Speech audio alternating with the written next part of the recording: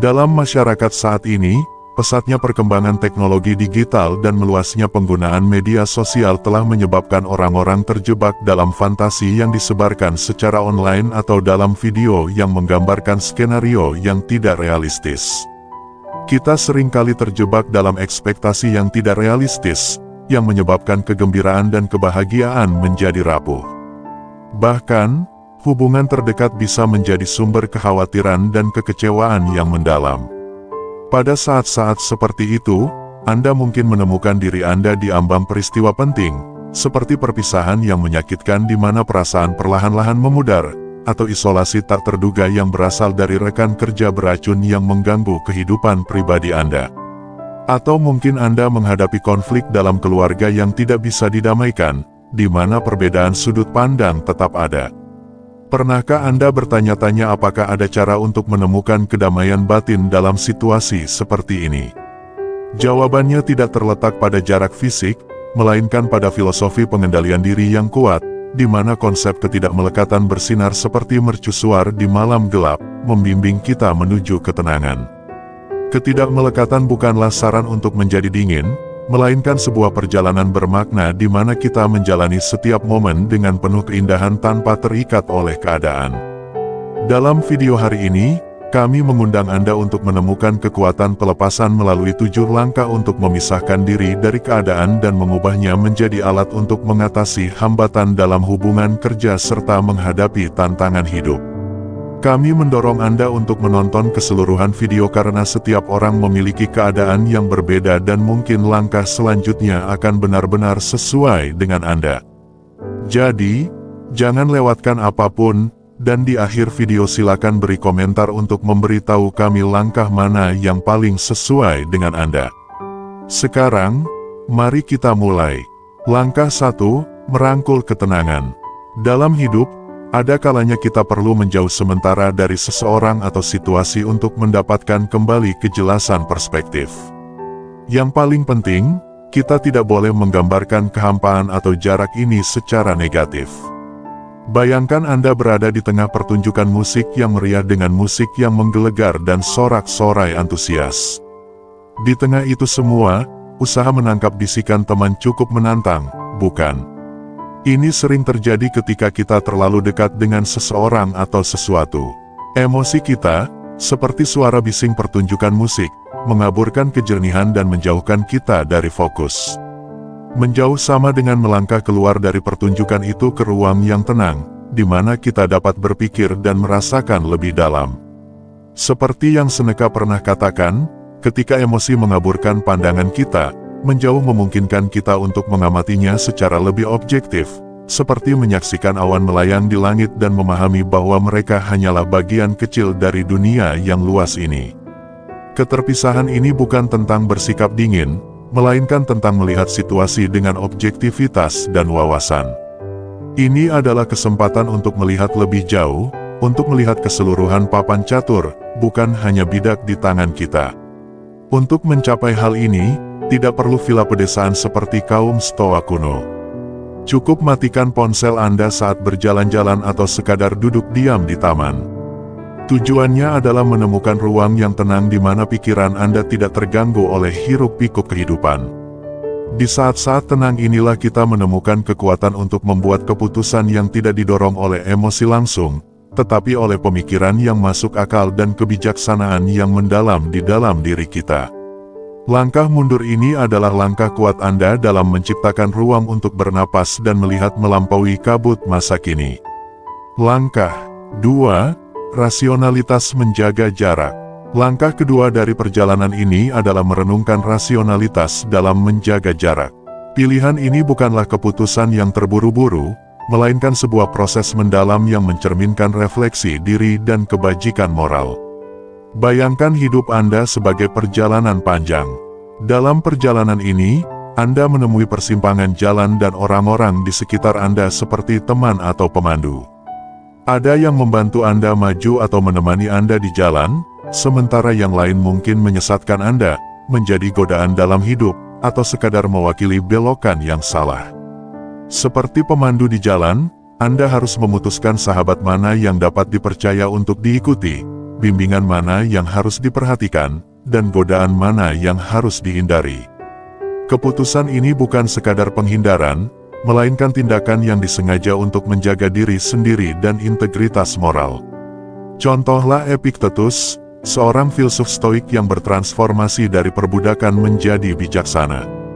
Dia sering menekankan pentingnya memilih hubungan yang selaras dengan kebebasan batin kita.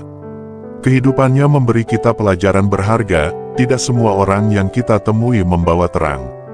Ada pula yang mungkin memberikan bayangan yang meredupkan kecerahan kita sendiri. Renungkan hubungan Anda sebagai cermin.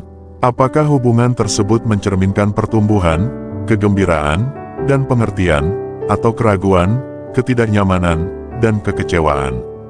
Memilih untuk menjaga jarak bukanlah tindakan yang dilakukan sendirian, melainkan keputusan yang disengaja mengenai pelestarian diri dan ketabahan etika. Ini bukan tentang logika yang dingin dan tidak terikat, melainkan tentang kebijaksanaan berwawasan yang mendorong kita untuk merenung, apakah orang ini menyempurnakan hidupku seperti melodi yang harmonis atau mengganggunya seperti nada sumbang. Ingat kata-kata Epictetus, kita tidak terganggu oleh apa yang terjadi pada kita, tetapi oleh pemikiran kita tentang apa yang terjadi. Ini menekankan bahwa bukan hanya tentang orangnya, tetapi juga tentang bagaimana Anda merasakan dampaknya terhadap hidup Anda. Pada akhirnya, keputusan untuk menjaga jarak adalah tentang menyusun kisah hidup yang bisa Anda ceritakan dengan bangga. Ini tentang tetap setia pada nilai-nilai Anda dan sikap tabah dalam perjalanan Anda. Stoicisme mengajarkan kita untuk merangkul hubungan yang memperkaya narasi kita dan dengan lembut melepaskan mereka yang tidak melakukannya. Ini tentang menciptakan kehidupan di mana setiap orang dan pengalaman merupakan tambahan yang bijaksana untuk keberadaan Anda. Langkah 3, mencari pendamping dalam perjalanan hidup. Ketika setiap bagian dari keberadaan bagaikan pecahan mozaik besar, ada saatnya kita mendapati diri kita berjuang sendiri untuk menatanya kembali. Pada saat inilah kita harus membuka hati. Sementara filsafat stoik merayakan kekuatan batin, ia tidak mengabaikan nilai koneksi. Berbicara dengan seseorang yang Anda percayai sama dengan menemukan jangkar yang stabil di tengah gejolak. Ini bukan untuk menghindari kesulitan kita sendiri, tetapi untuk mendapatkan kejelasan dan perspektif yang lebih besar. Anggaplah ini seperti memiliki teman dalam perjalanan hidup, seseorang yang membantu memetakan jalan ketika kompas Anda tampak terombang-ambing. Seneca, dengan wawasannya yang mendalam tentang sifat manusia, menyadari nilai kebijaksanaan bersama. Ia mengibaratkan seorang teman seperti cermin yang tidak hanya memantulkan bayangan kita tetapi juga kebenaran terdalam dalam diri kita. Refleksi ini bukan hanya tentang melihat diri sendiri dengan jelas, tetapi juga tentang memahami jalan seseorang. Ketika Anda membuka diri kepada seseorang, Anda tidak hanya berbagi kata-kata, tetapi juga mengundang mereka ke dalam dunia batin Anda, menawarkan sekilas pemikiran dan emosi Anda. Berbagi ini menciptakan ruang saling pengertian dan dukungan di mana pengetahuan dipertukarkan, bukan sekadar empati. Pilihlah teman dengan bijak, seseorang yang mewujudkan nilai-nilai yang Anda hargai. Mereka akan menjadi rekan seperjalanan, suara yang membantu Anda menavigasi pikiran dan perasaan. Mereka tidak perlu menyelesaikan masalah Anda, terkadang sekadar mendengarkan saja sudah cukup. Kehadiran mereka berfungsi sebagai pengingat bahwa Anda tidak sendirian dalam perjalanan ini. Saat Anda berbagi pemikiran, Anda mungkin menemukan nugat kebijaksanaan dalam tanggapan mereka, permata kebenaran yang memungkinkan Anda melihat sesuatu secara berbeda. Filsafat stoik mengajarkan bahwa tantangan hidup paling baik dihadapi dengan pikiran yang tenang dan dukungan komunitas. Pendamping yang Anda pilih adalah bagian dari komunitas ini, yang merupakan bukti gagasan bahwa kekuatan seringkali muncul dari solidaritas. Langkah 4, tetapkan batasan untuk emosimu. Seperti seorang kapten yang tabah, kita mengemudikan kapal kita melewati badai emosi. Deburan ombak lautan adalah emosi kita yang kuat, yang kadang-kadang terlalu kuat untuk ditanggung. Sikap tabah tidak memerintahkan kita untuk menghindari gelombang-gelombang ini, melainkan mengajari kita cara mengarunginya dengan kebijaksanaan dan ketangguhan. Kita tahu kapan harus membiarkan ombak membawa kita dan kapan harus dengan tegas menyesuaikan arah. Emosi kita adalah hal yang alami, namun tanpa batas, emosi kita dapat membawa kita menjauh dari jalur yang kita pilih. Rahasianya terletak pada mengatasi gelombang ini tanpa membuat kapal kita terbalik. Epictetus, dengan pemahamannya yang mendalam tentang jiwa manusia, mengingatkan kita bahwa bukan peristiwa itu sendiri yang menyusahkan kita, melainkan persepsi kita terhadap peristiwa itu. Wawasan ini adalah kunci untuk menetapkan batas-batas emosional. Hal ini serupa dengan memiliki penjaga gerbang dalam pikiran kita, seseorang yang mengakui setiap emosi yang datang, tetapi tidak mengizinkan salah satu dari mereka menguasai kedamaian batin kita. Contohnya, ketika kemarahan datang mengetuk, kita mengenalinya, memahami asal-muasalnya, tapi jangan biarkan hal itu mendikte tindakan kita. Ini tentang terlibat dalam dialog dengan emosi kita, memahami tempatnya, dan dengan lembut membimbing mereka ke tempat yang tidak menutupi alasan kita. Dalam praktiknya, menetapkan batasan bisa berarti mengalokasikan waktu tertentu untuk mengalami emosi tertentu. Misalnya, untuk 1 jam berikutnya, saya akan membiarkan diri saya merasakan kesedihan tentang hal ini, dan kemudian saya akan fokus pada menemukan solusi. Ini bukan tentang menyangkal emosi, tetapi mengelola dampaknya. Ini adalah keseimbangan yang rumit, seperti berjalan di atas tali yang ketat di mana kita mengakui ketinggian tetapi berkonsentrasi pada tali. Dengan demikian, kita menghargai emosi kita tanpa menjadi diperbudak olehnya. Kita mengakui bahwa kita memahaminya dan kemudian kita dengan lembut membimbing diri kita kembali ke tempat keseimbangan dan rasionalitas. Proses ini bukan tentang penindasan, ini tentang moderasi, seperti menambahkan jumlah gula yang tepat ke dalam teh Anda, secukupnya untuk menikmati rasanya tetapi tidak terlalu banyak sehingga membuat kewalahan. Langkah 5, merenungkan ketidakterikatan. Ketika berdiri di persimpangan jalan ketidakterikatan, luangkan waktu sejenak untuk menatap setiap jalan. Stoicisme bukan tentang pengambilan keputusan yang terburu-buru, melainkan tentang perenungan yang teliti. Bayangkan setiap jalan sebagai potensi masa depan, setiap belokan sebagai hasil yang berbeda. Apa yang menanti di akhir masa depan? Jalan detasemen? Akankah ada pertumbuhan perdamaian dan peneguhan kesadaran diri, atau sekadar jejak penyesalan dan hilangnya? Peluang. Pandangan ke depan ini bukan tentang memprediksi masa depan dengan pasti, melainkan tentang mempersiapkannya dengan kebijaksanaan. Marcus Aurelius, yang memikul beban sebuah kerajaan, pernah merenung, melihat ke belakang masa lalu dengan kerajaannya yang terus berubah naik dan turun. Anda juga dapat melihat sekilas masa depan. Kata-kata ini menangkap praktik tabah dalam merefleksikan masa lalu untuk memandu keputusan di masa depan. Renungkan saat-saat ketika Anda telah menjauhkan diri. Sebelum apa hasilnya, jarak membawa kejelasan dan perdamaian, atau mengarah pada isolasi dan penyesalan. Manfaatkan refleksi ini sebagai kompas, sarana untuk belajar dari masa lalu untuk menavigasi masa depan. Akhirnya, pertimbangkan dampak dari keputusan Anda terhadap orang lain. Ketabahan mengajarkan kita untuk mempertimbangkan kebutuhan individu terhadap kebaikan bersama dalam melepaskan diri. Anda mendorong pertumbuhan Anda sendiri dan memberikan kontribusi positif terhadap kehidupan orang lain, atau apakah Anda berpotensi menyebabkan kerugian atau kesalahpahaman? Langkah ini bukan semata-mata tentang keuntungan pribadi, tetapi tentang menyelaraskan kesejahteraan Anda dengan jaringan hubungan yang saling berhubungan, di mana kita semua berada. Hal ini serupa dengan memperhatikan langkah kaki Anda di taman, memastikan mereka memelihara pertumbuhan daripada menginjak-injak bunga yang terlepas. Dalam konteks yang tabah, adalah tindakan kecerdasan, keputusan yang dipertimbangkan dengan cermat, yang mempertimbangkan tidak hanya diri sendiri, tetapi juga jaringan rumit hubungan yang kita semua menghuni. Langkah 6, istirahatlah dari jejaring sosial. Bayangkan jiwa Anda sebagai danau yang tenang. Sekarang, bayangkan media sosial sebagai hujan yang tak henti-hentinya mengganggu permukaan danau yang tenang.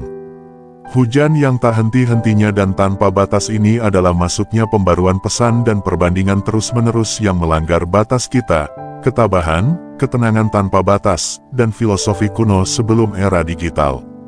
Ini menawarkan kebijaksanaan abadi untuk mengelola gangguan seperti itu.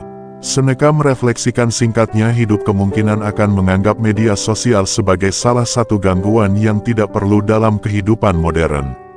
Langkah ini bukan hanya tentang menjauhkan diri dari gelombang digitalisasi, melainkan memberikan ruang bagi pikiran kita untuk bernapas, untuk merenungi keberadaannya. Ini mirip dengan menutup tirai untuk menutup jalan-jalan yang ramai di luar jendela Anda. Kebisingan kesibukan gerakan yang tak henti-hentinya tetap ada, namun untuk sesaat, hal itu tidak lagi menjadi kekhawatiran Anda. Anda menemukan diri Anda dalam ruang tenang di kamar Anda, dengan ruang untuk berefleksi dan memahami, untuk berevolusi. Untuk sementara waktu, melepaskan media sosial bukanlah sebuah tindakan pelarian, melainkan sebuah pelajaran dalam perawatan diri, sebuah pengenalan tentang apa yang memperkaya kita dan apa yang merendahkan kita. Saat Anda mengambil waktu istirahat ini, pergeseran lanskap pikiran Anda, kesadaran ini terletak di jantung ketabahan, memahami apa yang bisa kita kendalikan, dan menerima apa yang tidak bisa kita.